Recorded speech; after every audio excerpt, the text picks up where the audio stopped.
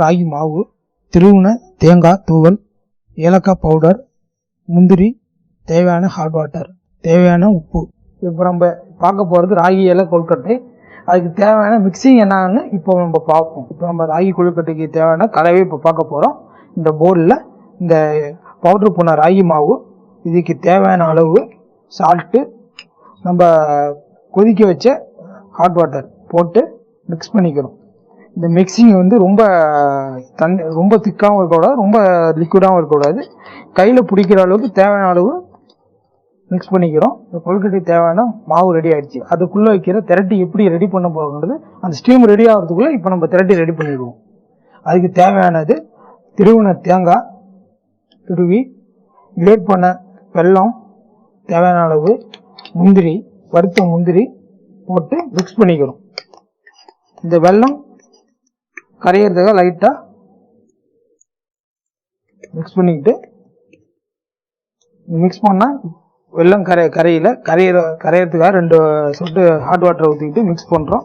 Mix பண்ணிக்கிட்டு இப்போ கரைஞ்சிட்டு இருக்கு. இப்போ திரட்டி இந்த கலரில் இருக்கும். வெல்லமும் கரைஞ்சிடுச்சு. வெல்லம் கரைஞ்சதுக்கப்புறம் இலை கொழுக்கட்டை தேவையான மாவு இங்கே ரெடி ஆகிடுச்சு. இந்த மாவோட அதுக்கு தேவையான ஃபில்லிங்கும் இங்கே நம்ம இப்போ ரெடி பண்ணிட்டோம்.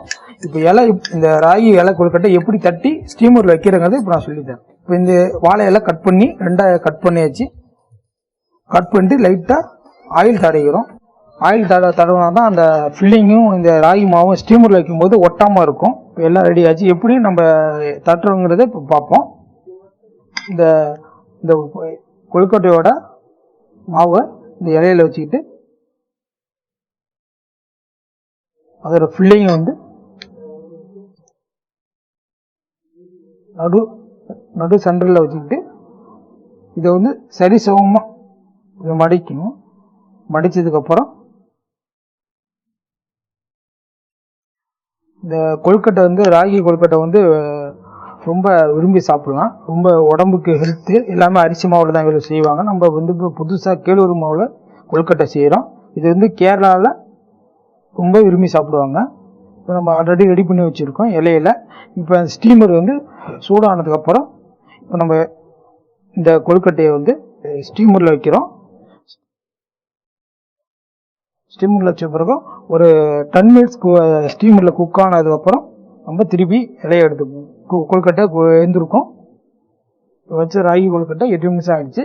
இப்போ குக் ஆகிடுச்சுன்னா நம்ம திருப்பி இப்போ பார்ப்போம். குக் ஆகிடுச்சு, நம்ம நினச்ச மாதிரியே குக் ஆகிடுச்சு. இப்போ நம்ம எடுப்போம். எடுக்கும்போதே அந்த வாழை இலை அந்த ஃப்ளேவர் அந்த கொழுக்கட்டையில் வாசம் வெளியே வருது. இப்போ நம்ம நினச்ச மாதிரியே ராகி கொழுக்கட்டை ரெடி ஆகிடுச்சு. இதோட வந்து சுகர் உள்ளவங்க அப்படியே, சுகர் பேஷண்ட் உள்ளவங்க அப்படியே சாப்பிடலாம்.